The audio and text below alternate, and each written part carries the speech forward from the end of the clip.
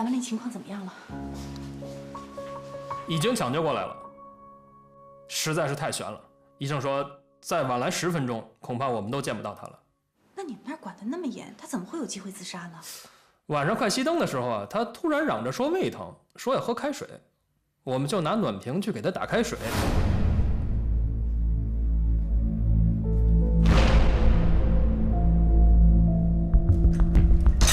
怎么了？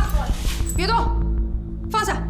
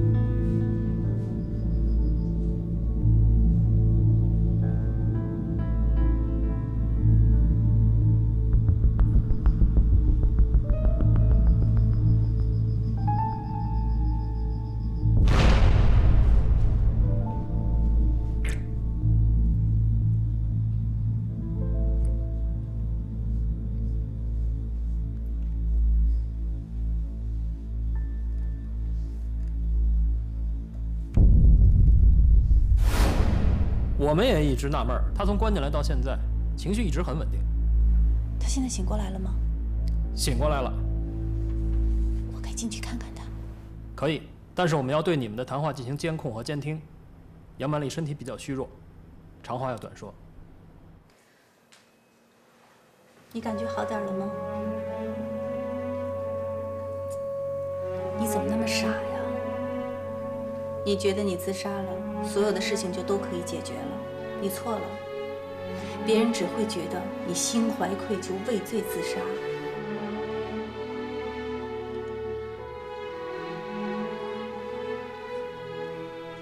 白天我跟你说的推测是正确的，对不对？你就那么想死吗？你要想死，当天晚上你就不应该爬上来，应该跟你那个想自杀的丈夫一块儿去死。司马良是自杀，尽管很多人都觉得你跟司马良在一起是有所图谋，但是根据我们的调查，我和我的老师宁愿相信有另外一种可能。你深深爱着司马良，对不对？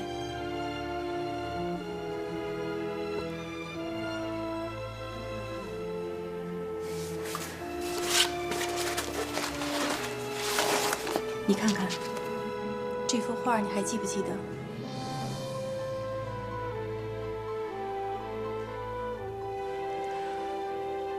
再好的画家，也没办法画出你那种美。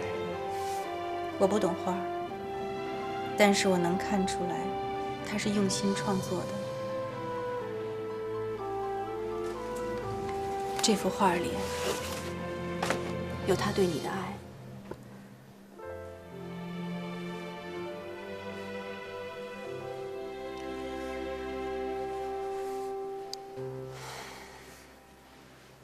我也是女人，我从你的眼睛里能看出来，你也爱他，对不对？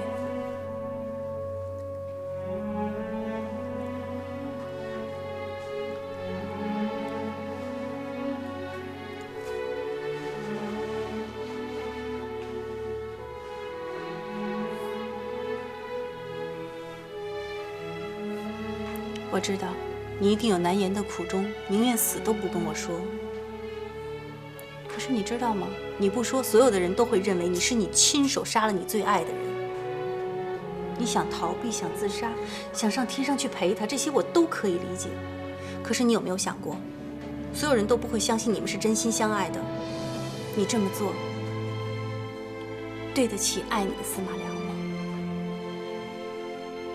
就算是对他在天之灵的告慰，你也应该相信我，让我帮你，让所有人都知道这个事实，相信你们的爱是真诚的。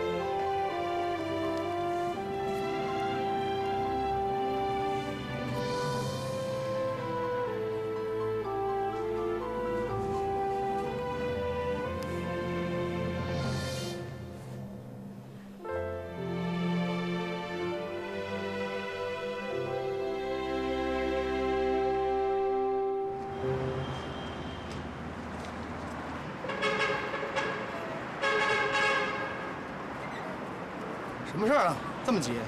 杨曼丽答应配合我们调查了，那太好了。哎，有什么需要我帮忙的吗？找你就是让你帮忙啊，陪我去趟杨曼丽的老家。古北镇？对啊，不远。什么时候去？明天早上，这个事情宜早不宜迟。明天恐怕……恐怕什么呀？行还是不行啊？是这样，明天是我弟弟妹妹的生日，每年嘛，我们全家都一起过。妹妹的生日还可以重新再补嘛？杨曼丽的取证要是耽误了，你说？再说这个案子刚刚开始，我还是挺需要你的帮助的。这个案子疑点颇多，虽然送检了，但是咱不能撂下。有疑点就不能结案。再说，你看看人家那个小律师，为了证明杨曼丽的犯罪心理，开着车往湖里冲。那咱们呢？咱们就得仔仔细细的再查。我给你下的任务，把这查清。没问题。那行，我陪你去。太好了，太好了！哎，真够意思啊！这是你们律师界的礼节啊！这不是外人，你干嘛那么激动啊？明天早上7点钟，火车站见，不见不散。给你票。你这票都买好了，你还跟我商量什么？我跟你客气一下啊。你这完全是假客气。哎，跟你弟弟妹妹说，提前祝他们生日快乐，礼物我后补。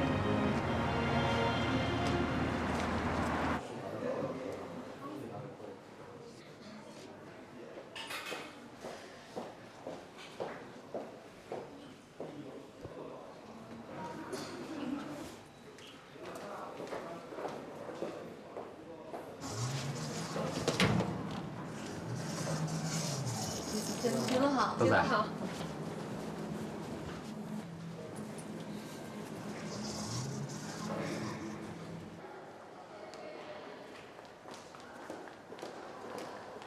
拜拜。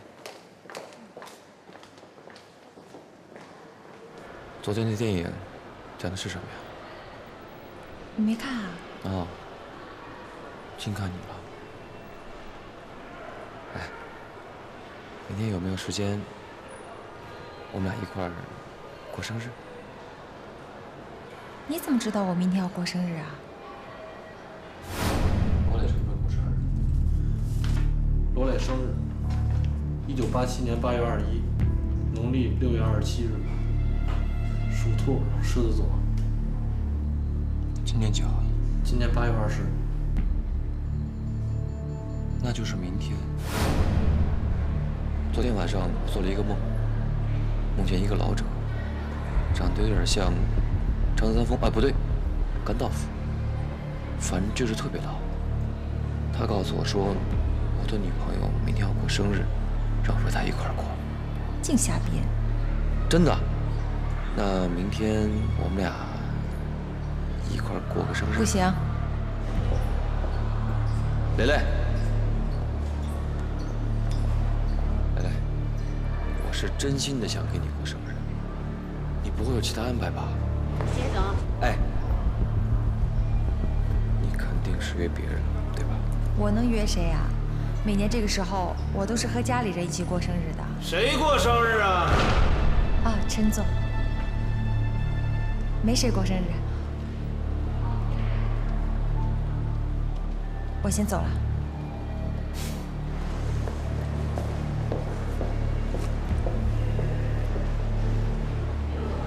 想泡他呀？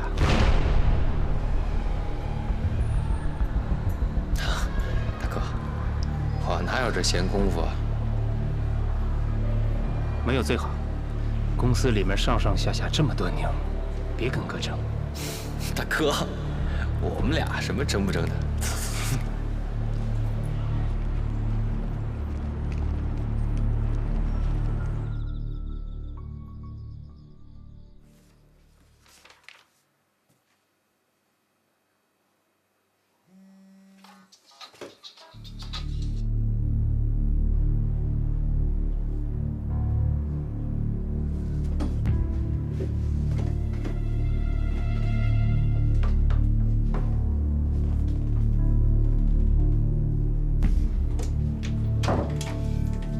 喂，子杰。啊，不是，我是杰总助理阿翔。哦，是你啊？那么晚了，有什么事儿吗？你和杰总出什么事儿了？没有什么事儿啊。怎么了？他喝了好多酒，还一直喊着你的名字，还说什么要跟你去过生日。你为什么不让我陪你过生日？我到底哪儿做的不对？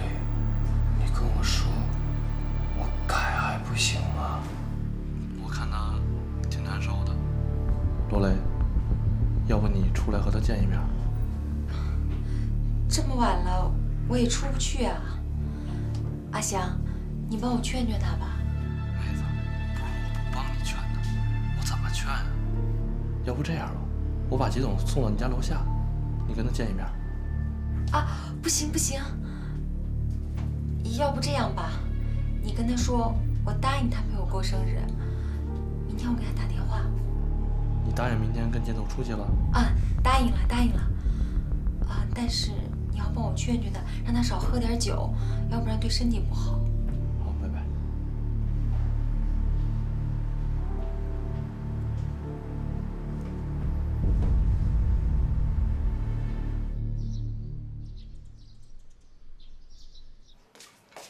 蒸点那个荷包蛋。哎呀，妈看你们最近都挺忙的，晚上想给你们做点你们爱吃的。跟妈说，晚上想吃什么？今天我妈，我陪朋友去办个案子，晚上可能回来的晚一点。啊，那没事儿，我们娘仨先吃。你要是能赶回来，妈给你留着啊。妈，今天晚上可能我也回不来了。你又有什么事儿啊？今天不是休息吗？啊，今天公司组织培训，昨天太晚了，我没来得及说。啊，大周末的组织培训啊？今天还是你生日呢。哦，我也没办法呀，公司规定嘛。你们也太不仗义了，啊，一个个都出去约会，把我跟妈扔家里。谁出去约会了？我那是去培训。我们的都是正事儿，知道吗？我不管，反正我和姐这生日我过不痛快了。那你们都不回来，那我出去吃，哥，给点赞助呗。来，赞助你根油条，晚上好好陪妈吃饭。妈，人不管管他们。小迪，你哥和你姐人家都是去办正事儿，你别跟着捣乱。哥，我姐公司培训，没什么可怀疑的啊。那你是不是和那个美女律师去查飞车坠海的案子？哦，应该去，应该去，应该去。我支持你，顺便过个20世纪，是吧？哦不。吃完了。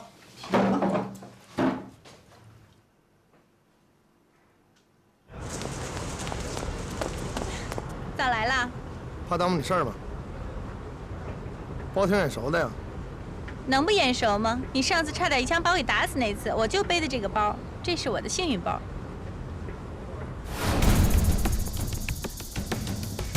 站住！站住！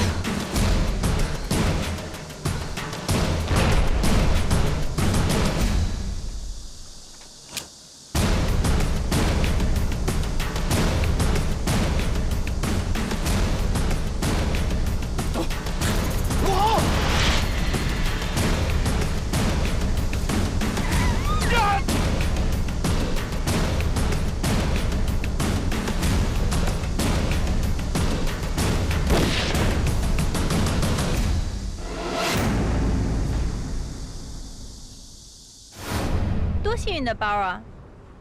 那事儿你还记得呢？刻骨铭心。行吧，不是你包幸运，那是我的枪法好。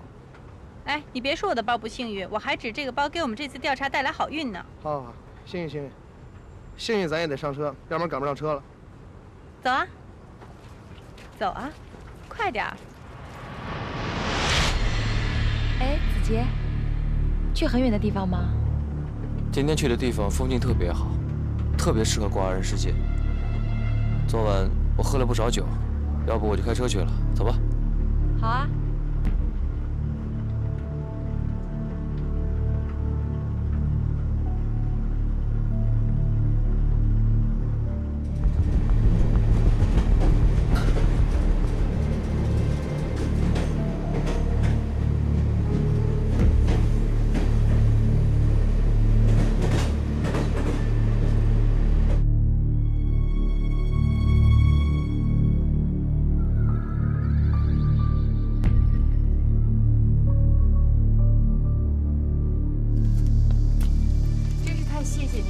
要不我们真不知道怎么找到他的亲人。还好你们遇到我了，那个时候我是杨娜的班主任，还经常家访呢。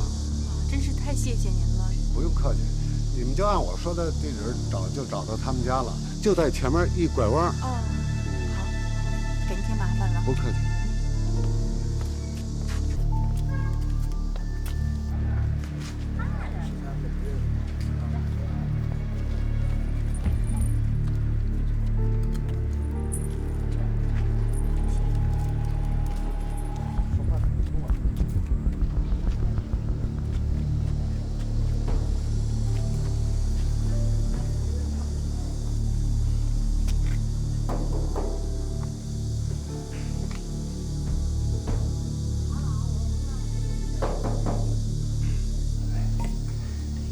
家里不常来客人，也没什么好招待的，不好意思啊。您不用客气，谢谢。你们是娜娜的朋友，是她告诉你们这里的地址的。我是杨曼丽的辩护律师，这位是罗警官。杨曼丽涉嫌一起谋杀案，我们就是来了解一些情况。谋杀？不可能吧？什么不可能的？我就知道那孩子学不了好。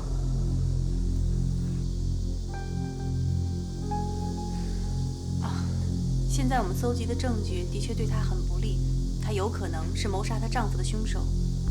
娜娜谋杀她丈夫？你们是不是搞错了？哎呀，律师同志，她杀没杀人那是她自己的事情，跟我们做长辈的没什么关系。再说了，她跟我们已很多年没有走动了。我们几乎没这门亲戚了。是这样，我们刚才调查过，他的小学老师说，他小的时候可是住在你们家里啊。可是他长大了以后就搬出去了，这搬出去以后就再也没有回来过。哎，你们这是想问什么呀？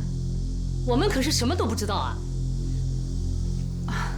您先别多想，我们就是来了解一些情况，比如说他小时候的性格，有没有跟别人有什么摩擦，还有他为什么会离开古北镇呢？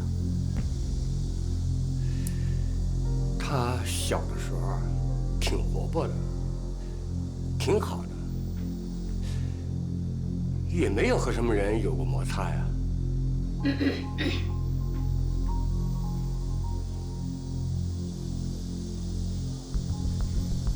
我能看得出来，您还是挺关心他的。可是现在我们搜集的证据的确对他很不利，他自己又很不配合，情绪很消极。您再帮我们想想，他是不是以前受过什么打击啊？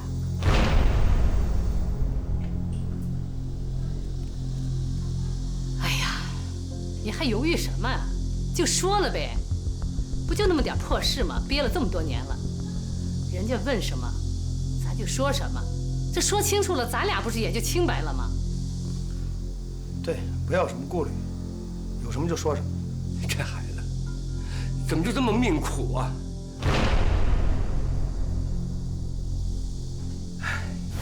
娜娜高中的时候学习成绩很好，虽然模样很漂亮，但人很老实。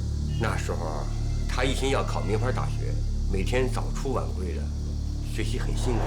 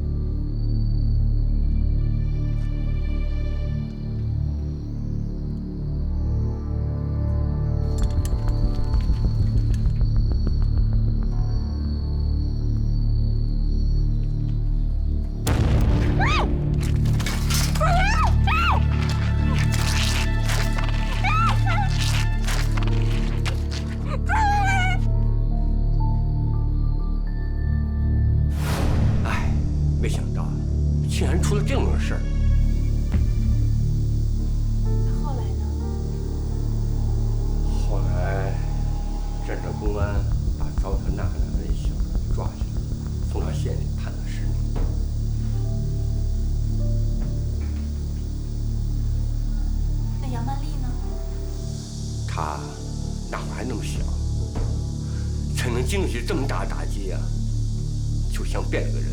是变了个人，也不上学了，天天也不着家，跟镇上几个小流氓裹在一起，你说能学好吗？我跟他舅舅没少教他，可是他不听啊，最后啊还是离家出走了。再后来呢，听镇上打工的人说，在这个思明州的酒吧和这歌厅里见过他。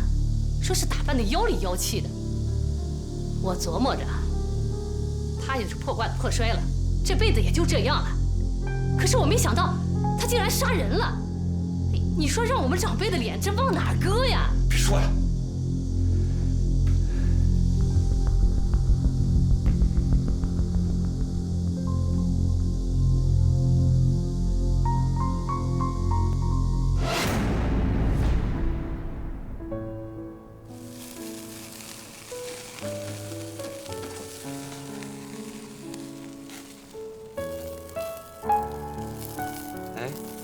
知道吗？我在美国的时候，每个星期都会跟亚裔的同学出去烧烤。说到底，就是不爱吃美国的西餐，特别讨厌。我现在的烧烤技术还是跟一个首尔人学的，一会儿啊，一定要尝一尝。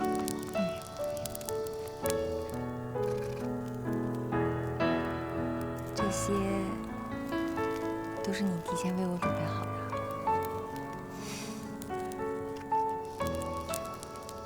这儿可没什么摄像头，说句心里话，喜欢吗？喜欢什么？这里一切，包括我。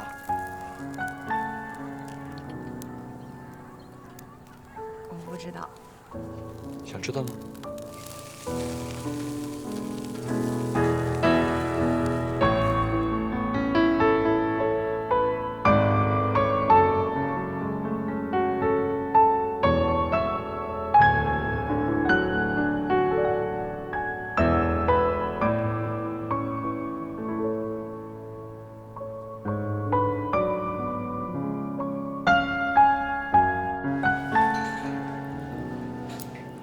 我现在烦着呢，什么胃口都没有，一点都吃不下去。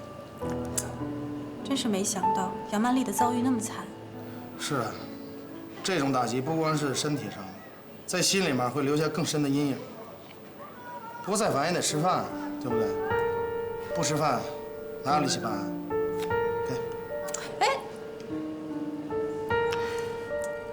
我现在是终于明白了，他为什么那么多疑，不肯相信别人，而且悲观。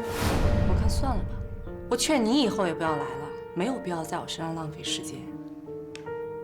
谁也救不了我。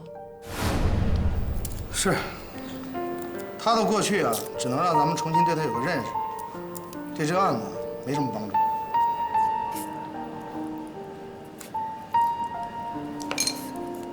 你就不能不给我泼冷水啊？好。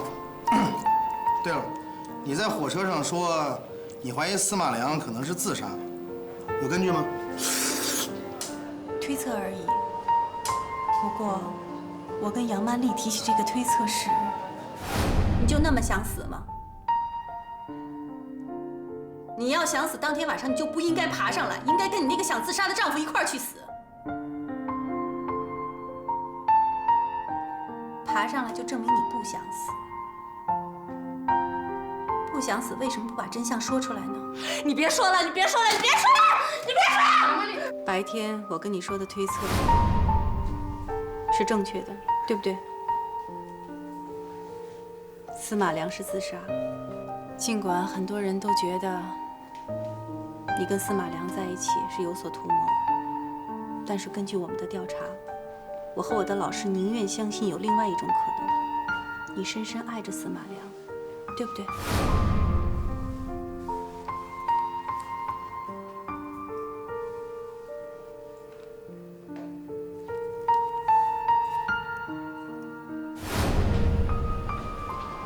他的反应和突然自杀，让我更加坚定了这个推测。要想证明你这个推测，我们就得顺着杨曼丽这条线往下查。不过，很难有什么进展。我觉得我们应该换一个方向试一试。你什么意思啊？你看啊，到现在为止，你的主要目的就是想证明杨曼丽到底是不是凶手。所以你把全部精力都放在了杨曼丽身上。既然你提出司马良可能是自杀的，我觉得我们可以查一下司马良。司马良死了。他是死了呀，了解他的人还活着。杨曼丽又在医院，能怎么办啊？有一个人，可能比杨曼丽更了解司马良。有什么好说的？你们赶紧把那姓杨的女人抓起来，她就是凶手。别说500万，这个女人就是为1万块都会去杀人。这话怎么还在这儿？来人，把扔了！这个女人真是蛇蝎心肠。教授对她这么好，她怎么能下得了手？你说的是吴淑珍？聪明。对呀。最后一班车还来得及，我们现在就去找她。走啊！哎呀，没他妈，美丹。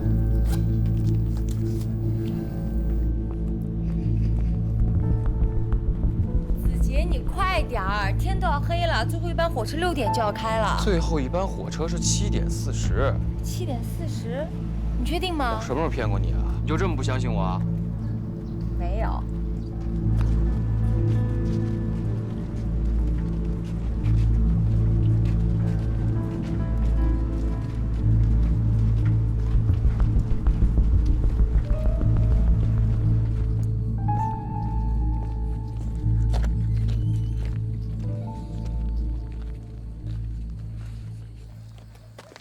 这个就是最有名的古镇许愿树。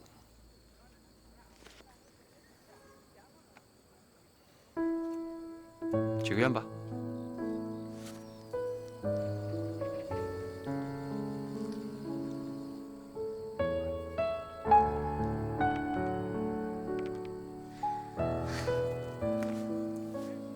许的什么愿啊？我不告诉你。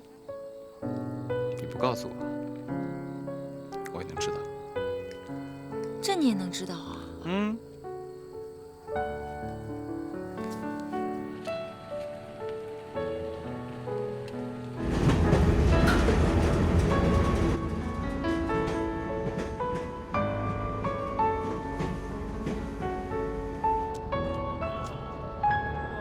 车都开了，你不说7点40吗？我把时间记成省城的发车时间了。那现在怎么办呢？要不这样吧，我给我大哥打个电话，派个车来接咱们。我们俩出来，你先别跟他说了。那怎么办？天都黑了。要不然，咱们俩先找个地方住下来再说。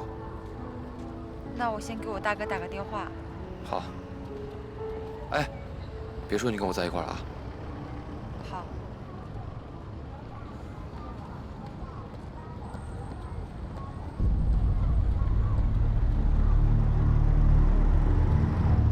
喂，哥，今天晚上我不回去了。怎么了？你在哪儿啊？晚上为什么不回家？今天公司培训的太晚了，大家都住在培训基地，明天一起回去。什么培训啊？这么长时间，你没撒谎吗？没有，就是培训。放心吧，哥，都是女同事。那行吧，自己注意安全啊，晚上别一个人出去。啊，知道了。哦，哥，你别忘了跟妈说一声啊。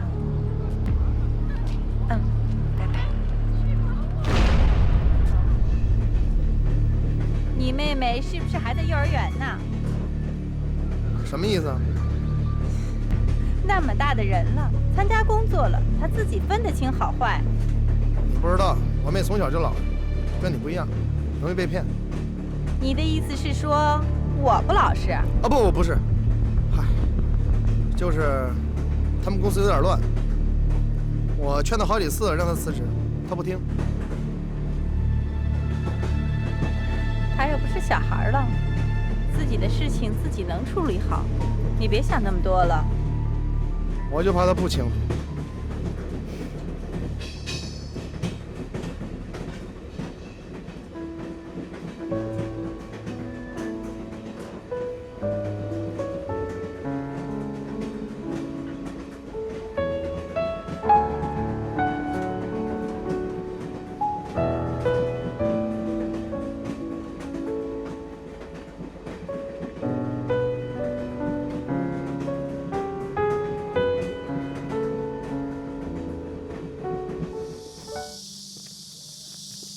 知道吗？你是我唯一一个给你单独过生日的女孩。我才不相信你这种话呢！你以前肯定有好多女朋友。其实我一直都觉得很奇怪，你到底喜欢我哪一点呢？我长得又不漂亮，家境又不好，公司里有那么多比我好的女孩。傻瓜，在我心里面，你是唯一一个让我心动的女孩。开心吗？猜一猜，我送你什么生日礼物？不知道。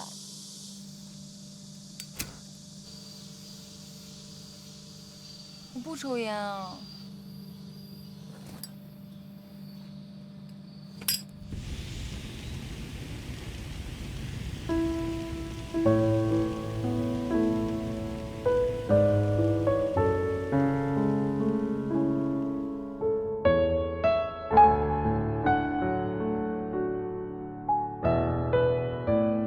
Happy birthday！ 开心吗？开心。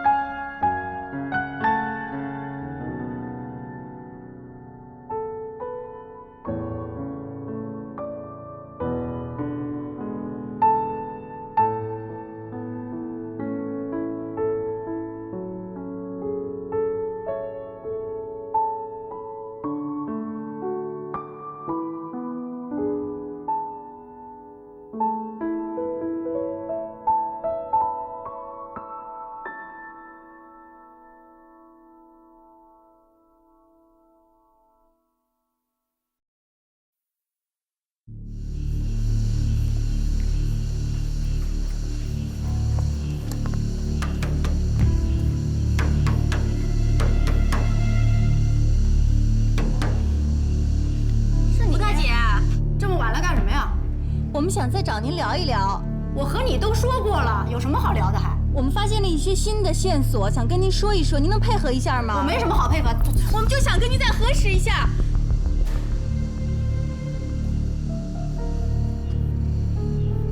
现在怎么办？等。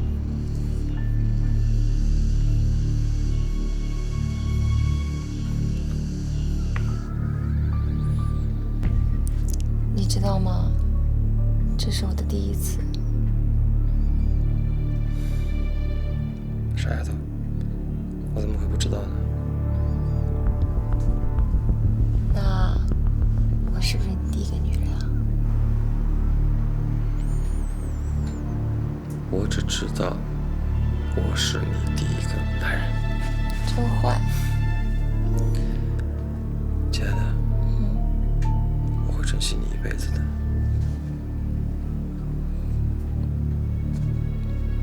我很小的时候，爸爸就去世了，是妈妈一个人把我们3个拉扯大的。跟你不一样，你身世又那么好，又受过那么好的教育，我怕跟你在一起，别人会说闲话。只要我们是真心相爱，没有人会说我们的。现在你告诉我，你是真的爱我吗？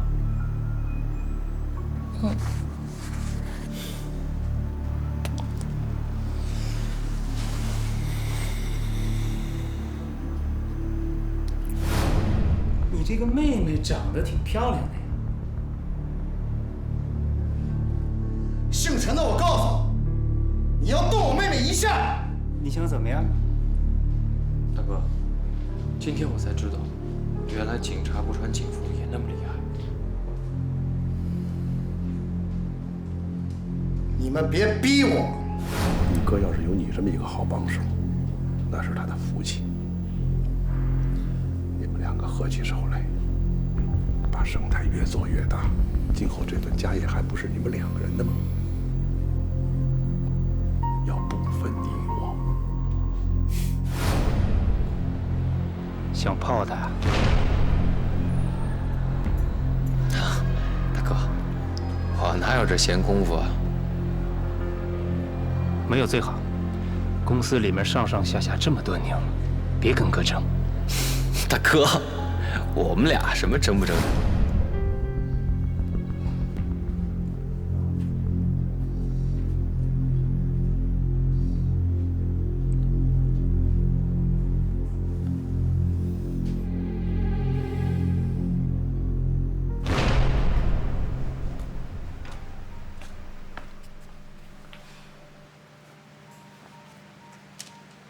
就这么等他，赌气呢？没赌气，我就是觉得吴淑珍肯定会给我们提供一些新的线索。那要是他不敢说呢？那他要是说了呢？你这不抬杠吗？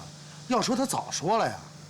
哎，你这个人怎么这样啊？是你跟我说的来找吴淑珍，她有可能会给我们提供一些新的线索。你现在又让我打退堂鼓，你这不成两面派了吗？哎呦，安大律师，我一个人民警察，大半夜不回家陪你在这蹲点儿，我成两面派了？那你回去吧，我自己在这等着呀，没事儿。我不是不放心吗？你有什么不放心的？我又不是你妹妹。你不是个女的吗？女的怎么了？女的就得让你在这儿保护啊！走吧，我一个人行，真的。走吧。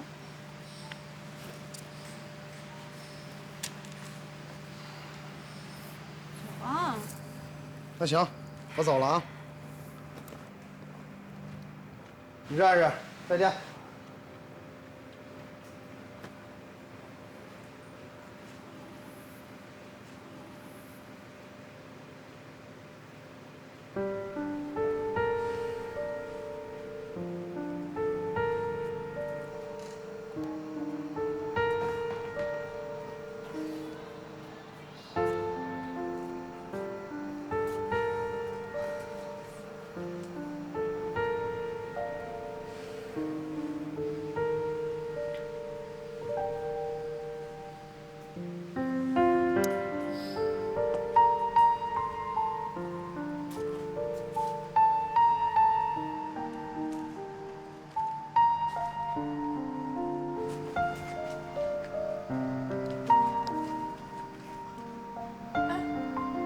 是走了吗？怎么又回来了？一看你这个同志啊，就不会蹲点儿。蹲点还要什么经验？免费给你上一课啊！第一，蹲点儿的时候为了上厕所，保证不能没有人，所以必须在2个人以上。第二，供给要保证，要不然嫌疑人没怎么样，蹲点儿的同志已经垮了。这一点你的确想得比我周到。哎，谢谢老师啊。你是警察，这你对人民群众应该做的。律师的口才就是厉害。那坐着。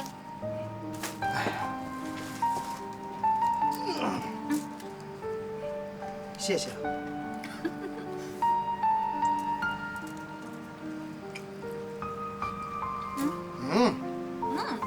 你多吃点。吃吧。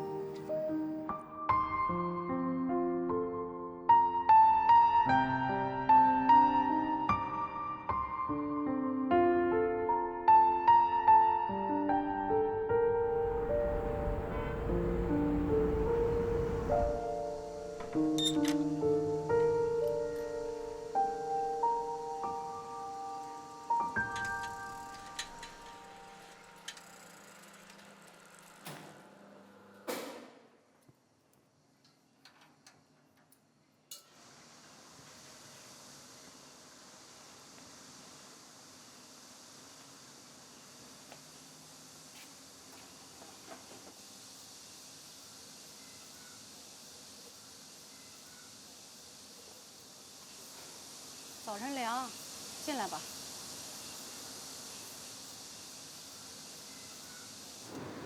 哎，真没想到你们会等一夜，喝点热的吧。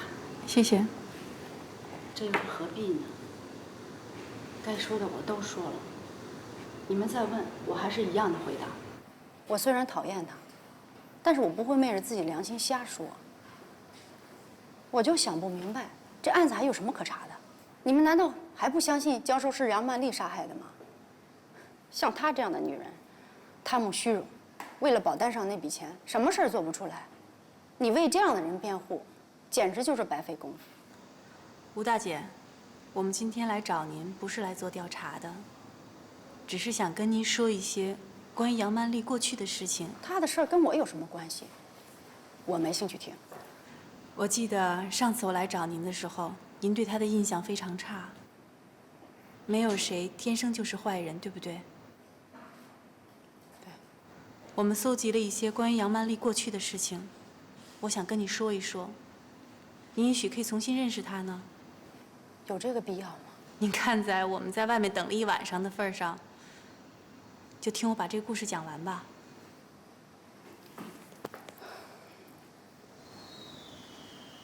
杨曼丽从小父母双亡。我走。哎，坐这亲我一下。有人看见？看见怎么了？看见才好呢。过了昨天晚上，咱们俩就是一家人了。看见我就当着你们家人给你求婚。你想得美，谁说要嫁给你了？不嫁给我是吧？不嫁给我，就学大学生，拿一把吉他在你们家楼底下我弹呐弹呐弹呐，弹到你同意为止。你真讨厌，我回去了。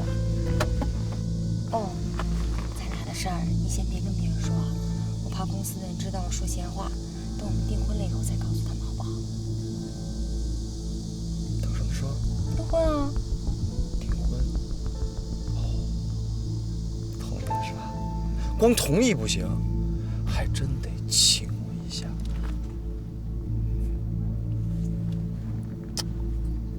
我走啦。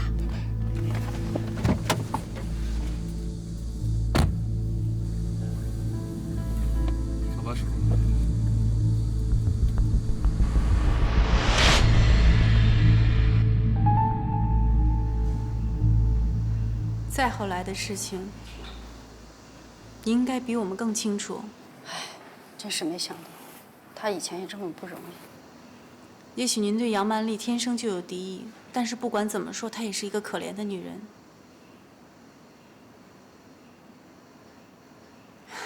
我们今天就到这儿吧。谢谢您的咖啡和耐心。为什么不幸总出现在司马家？您的意思是说，司马家还发生过别的不幸？其实有件事情，我一直没对你们讲，不是我刻意隐瞒，是因为这件事情是教授生前千叮咛万嘱咐，不许我告诉任何人。但是现在人都没了，说出来没什么关系了。3个月之前，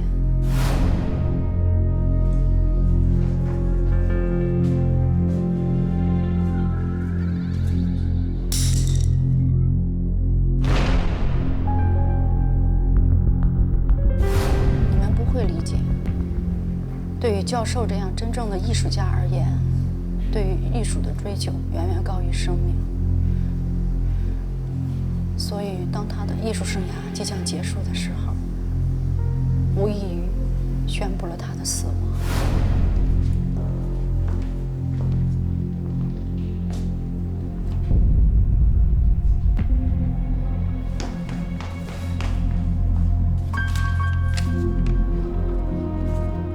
教授。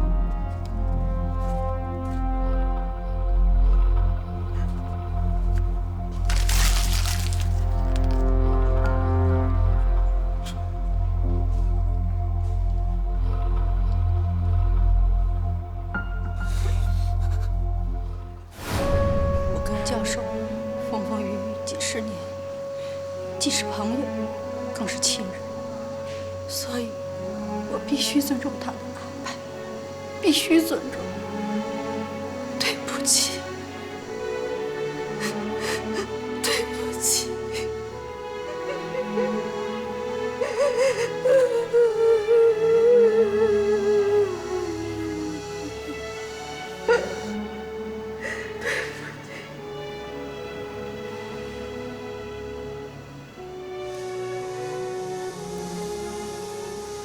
看来你的推论还是有些依据的。这个帕金森症足可以把一个心理不够坚强的人击垮，把一个丧失了艺术生命的艺术家推向绝路。可我觉得还是有问题。你说司马良得了这么重的病，他为什么不跟杨曼丽说？我觉得太奇怪了。这很容易理解，他可能是怕杨曼丽替他担心。这就好比病人的家属隐瞒了病人的病情，怕病人担心一样。反过来，如果病人先知道了自己的病情，怕家属担心，也会隐瞒自己的病情。你说的是心理层面的，我现在说的是行为层面的疑点。什么疑点？你还记得我做的那个试验吗？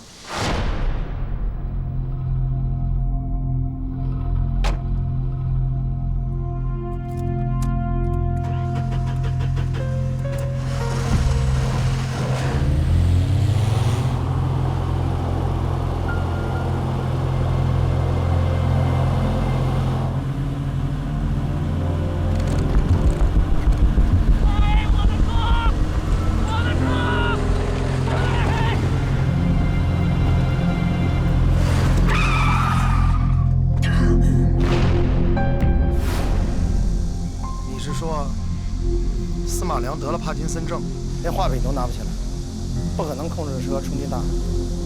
也不完全是。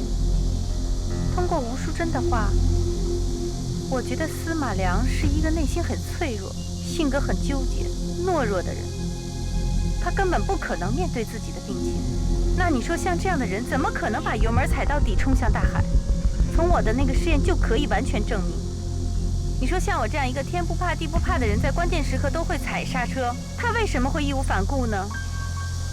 你跟我说过大学学过痕迹鉴定学吧？怎么了？我想请示一下欧队，明天是不是去趟我们单位的物证科，在第一现场的痕迹鉴定再找一些线索？为什么明天去啊？你现在就可以请示欧队，我马上陪你去。一晚上没睡了。我也没睡了。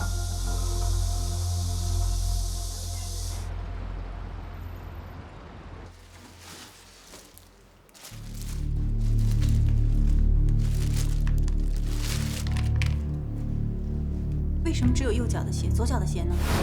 死者的尸表没有明显伤痕，全身衣服完整，右脚着黑色皮鞋，左脚鞋没有找到，估计是被海水冲走了。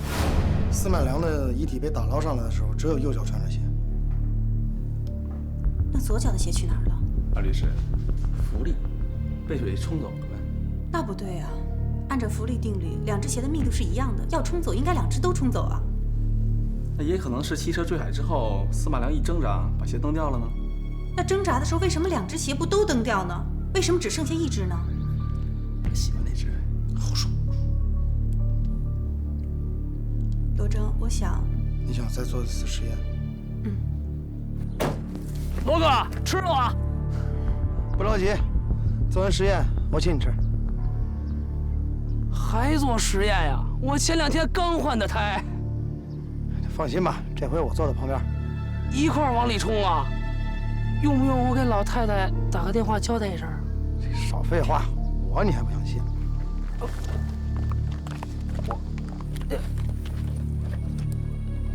我放心，我放心。哎呀，小心点啊！你放心，我有分寸。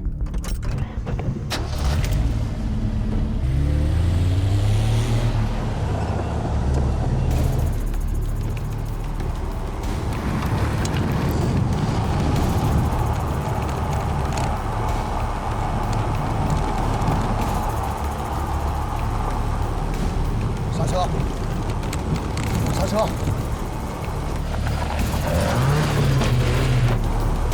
刹车！踩刹车！我踩了踩不下去呀！刹车！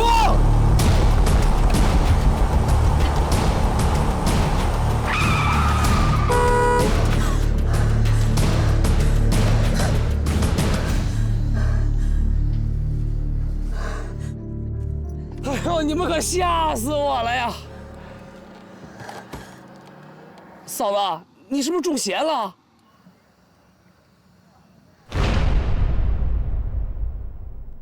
今年7月28号晚上8点30分，思明州市环湖路小码头，一辆车牌号为思 GN5365藏青色牵动机坠入海中，画家司马良溺水而亡，而他的妻子杨曼丽却侥幸生还。后因司马良曾投下巨额人身意外保险，而该保险受益人杨曼丽便被怀有重大的作案嫌疑，从而警方以涉嫌骗保和谋杀对其进行了调查。从目击证人的证词，还有现场收集的物证，以及我的委托人杨曼丽女士在接受调查时闪烁其词的表现，几乎都把谋杀这一罪名牢牢绑定在她身上。审判长，各位陪审员，尽管公诉方掌握的种种证据都对我的当事人杨曼丽非常不利，可作为杨曼丽的辩护律师，我必须对本案进行进一步的调查和核实。在调查核实的过程中，我得到了思明州市刑警大队的大力支持。通过走访和取证，我做出了一个极其大胆的推断。现在恳请审判长、各位陪审员允许我当庭说出我的推断。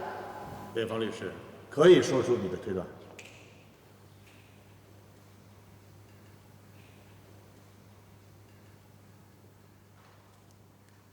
我的推断是，司马良是自杀。你胡说！我爸爸怎么可能是自杀的？你们都不要听他胡说！杨曼丽就是凶手，凶手就是他呀！肃静，肃静！这里是法庭，被害人家属要注意你的情绪。辩方律师，请你继续。这起案件的发生，完全是基于司马良企图胁迫他的妻子杨曼丽一同殉情自杀所致。辩方律师，你的推断有没有证据？有，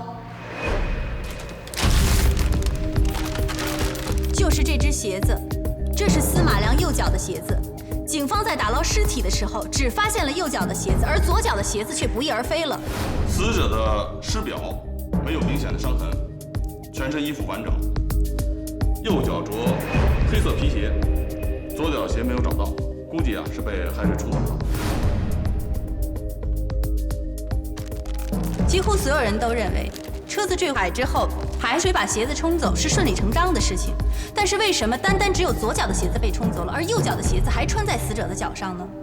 如果单纯从浮力原理来说的话，那么左脚的鞋子跟右脚的鞋子应该一块被海水冲走才对。可是事实偏偏不是如此。辩方律师，你想说明什么？在取证的过程中，我跟思明州市刑警队的罗征警官，我们找来了与事故车同款、同年、同型号的汽车进行了实验。没想到，试验却发生了意外。刹车！快刹车！我踩了踩不下去呀！刹车！辩方律师，你的推断有没有证据？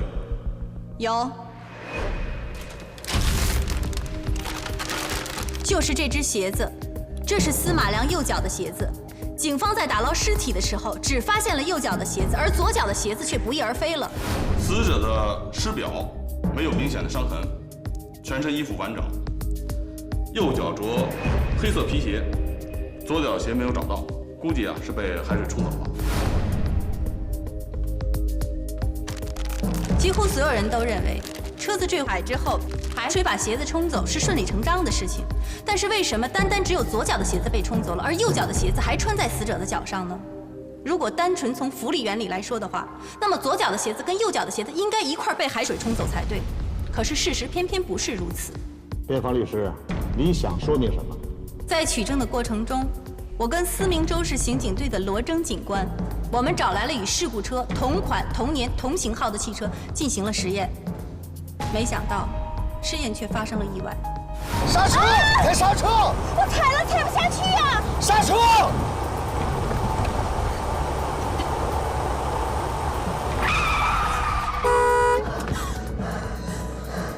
正是这次意外，让我跟罗征警官共同找到了司马良左脚鞋子失踪的原因。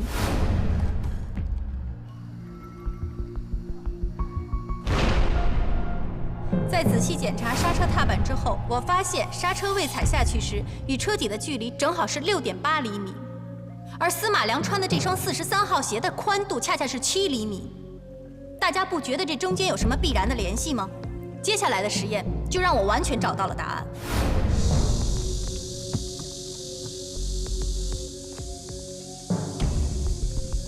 当鞋子垫在踏板下面之后，再踩刹车，无论如何也踩不下去。踏板与车底之间的空隙完全被这只鞋子填满。这只鞋子是鳄鱼皮制作的，外表纹理非常时尚，而且有非常好的韧性。也就是说，它比一般的牛皮、羊皮都更加坚硬。这样的一只鞋子垫在刹车踏板下面之后，是完全不会发生压弯、松动的。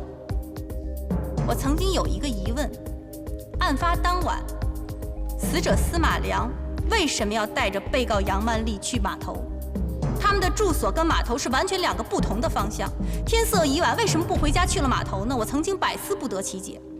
可是当我解开鞋子谜团时，我就全明白了。之所以2个人要夜间来到海边，就是因为司马良要企图杀害他的妻子杨曼丽。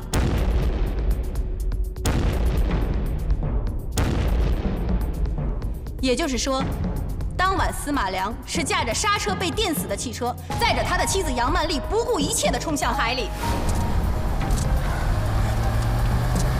杨哥，辩方律师，假设你的推断成立，我是说假设啊，那么司马良为什么要在他的刹车下面垫上皮鞋呢？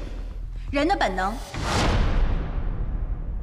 我做过跟司马良同样的行为，以求证案发时的细节。然而我得出了一个结论：在汽车快速冲向海里的时候，出于求生和恐惧的本能，无论如何都是会踩下刹车的。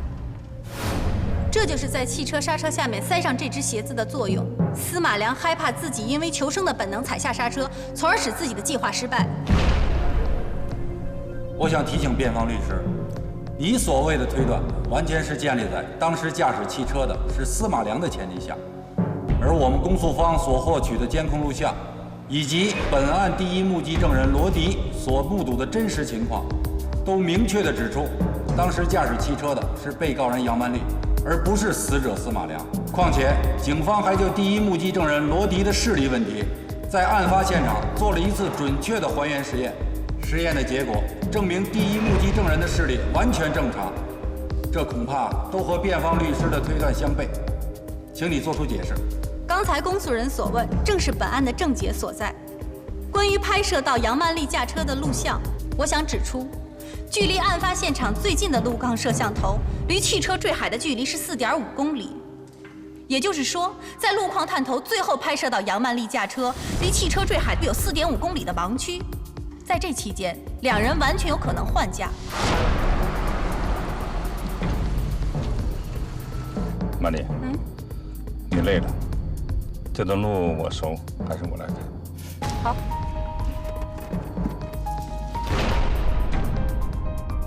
此外，第一目击证人罗迪的证词，的确是公诉方起诉杨曼丽的重要依据，从而警方也做了一个缜密的实验，来证实罗迪的视力是否正常，是否亲眼目睹了案发当晚的情况，是否准确无误地辨认出到底是谁开的车。然而有2个细节被我们忽略了。请问是什么细节？案发当晚，在警方取证的时候，第一目击证人罗迪隐瞒了一个在自己看来非常小的事情，那就是他喝酒了。我和本案的第一辩护律师夏康达在取证的时候，发现了这一被忽略的细节。当时吓得我酒都醒了，也不困了，后来就赶紧报警了。你刚才说那天你喝酒了？我喝了，不过没喝多少。那你在做笔录的时候，有没有把你喝酒这件事情告诉警方？我喝不喝都看得清楚。后来他们还做了个实验，我眼神好着呢。本来在第一次开庭的时候，夏老师就准备把这一情况提交法庭，可是没想到，夏老师，夏老师怎么了？夏老师，您没事吧？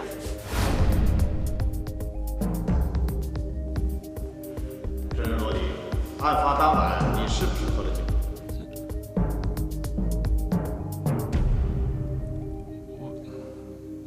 我喝了一点儿。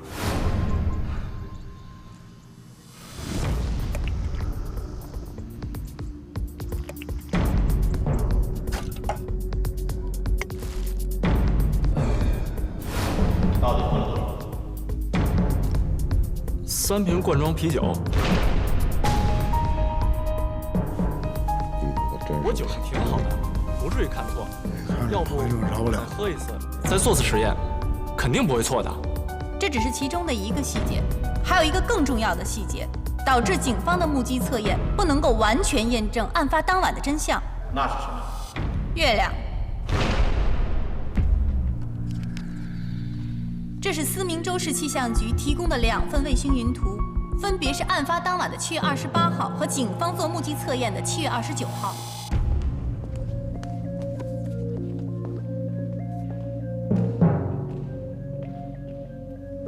审判长，请看，卫星云图的上方清晰可见，7月29号本市受季风气候的影响，出现的是透明高级云。在这样的云层下，月亮清晰可见，月光下的视线非常好，警方可以完全判断出罗迪所见准确无误。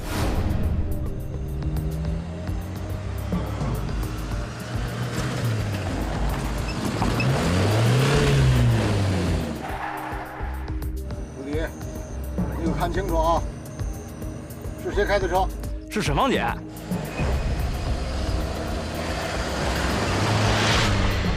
还是沈芳姐开的。罗迪，你确定是沈芳开的车吗？哎呦，欧大哥，你放心吧，我左眼5.2，右眼也5.2，我是有名的千里眼，绝对没错。然而7月28号，也就是案发当晚，情况截然不同。当晚风力较小，风速较低，所以笼罩在本市上空的是中低云层。气象学家说，这样的云层极容易遮挡住月亮，也就是我们俗称的乌云遮月。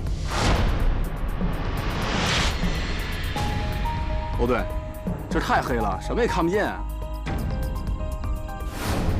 综上所述，我们可以得出一个结论：案案发当晚海边的自然照度跟警方做目击实验的自然照度是完全不同的。加之第一目击证人罗迪在案发前有饮酒行为，因此辩方认为罗迪的证词不能够完全成立。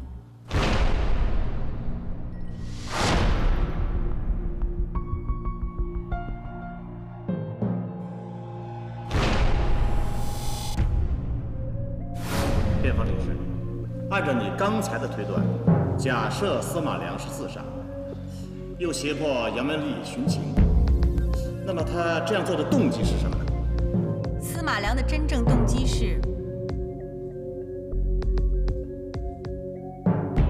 不想在自己离开人世后，把被告人杨曼丽留给任何人。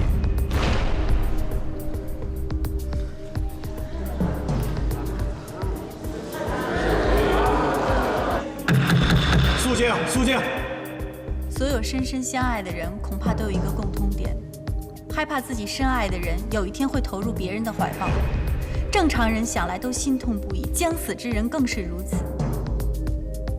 还有一个不为人知的秘密，在案发前的3个月，年仅55岁的司马良被查出有帕金森综合症。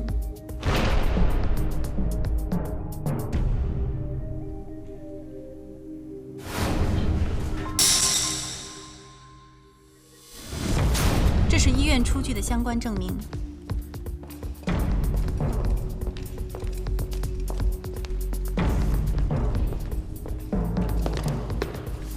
对于一个用双手来书写情感的画家而言，帕金森综合症意味着艺术生涯的终止，而把创作视为第二生命的司马良更无异于被宣判了死刑。因此，他产生了自杀的念头。但在他心里，他深深爱着他的妻子杨曼丽，纵使他对人世已无任何眷恋，他也害怕自己死后杨曼丽会改嫁他人。正是这种纠结的心情，使他做出了一个极其自私而残酷的计划，那就是让杨曼丽跟他一块儿去死。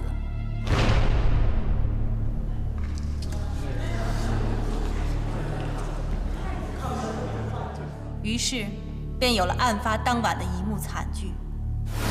当晚8点20分左右，约好了和杨曼丽一块儿去海边兜风的司马良，谎称自己路熟，在途中与杨曼丽换驾。司马良趁此机会，在刹车踏板下做了手脚，把这只鞋子死死地塞在了刹车踏板下面。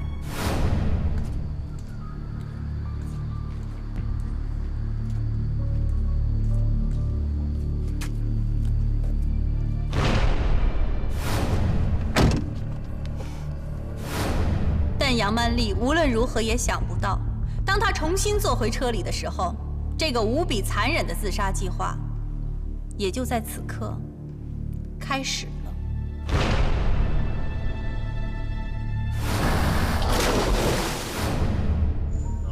公诉人有什么要说的吗？审判长，我有几个问题想请辩方律师做出解释。可以。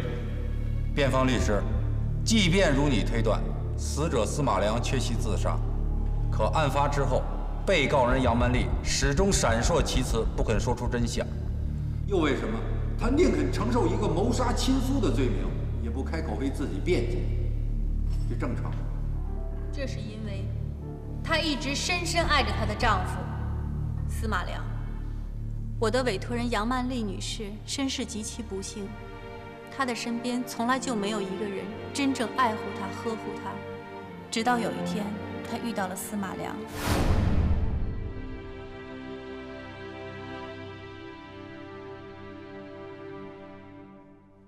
司马良让她真正感觉到了爱情的甜蜜，生活的幸福。她开始和司马良真心相爱，憧憬着2个人美好的未来。她甚至把司马良视作她生命的全部。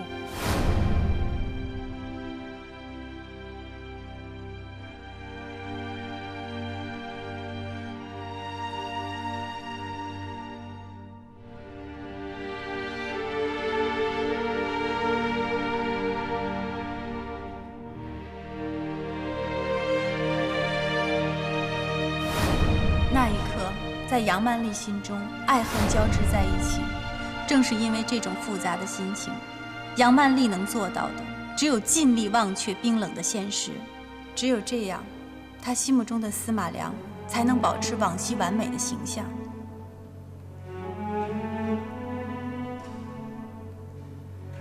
也只有这样，他辛辛苦苦得来的爱情才不会凭空失去。即使被误当成凶手，他也不去辩解。他宁愿相信这只是一场意外，而不是一次精心设置的谋杀。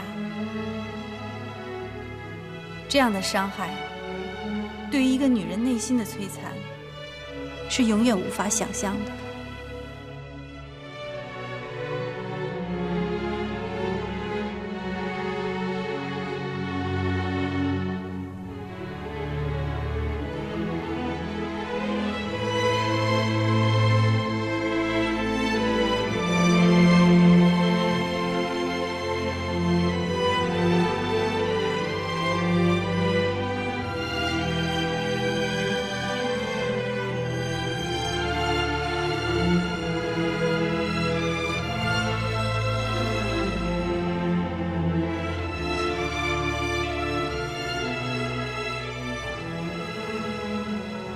被告人杨曼丽不构成谋杀及诈骗罪名，当庭释放。